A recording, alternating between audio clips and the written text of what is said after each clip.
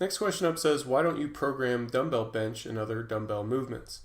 The reason is for guided programming, not everybody has access to those.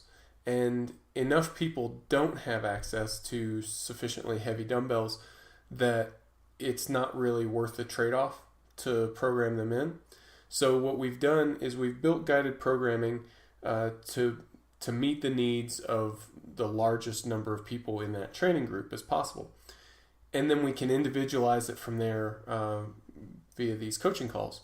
So if you have access to dumbbells and you want to include those, that's perfectly fine.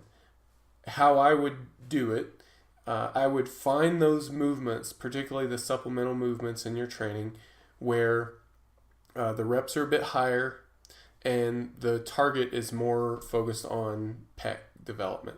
So think like wide grip benching, feet up benching, and things like that. Find those movements, and then you can sub in some dumbbell benching. If you don't have those in your program, because it'll vary a bit depending on what group you're in, if you're not seeing those, pec focused higher rep slots in your program, and you still want to include some dumbbell benching or something similar, let's just go with dumbbell benching for right now.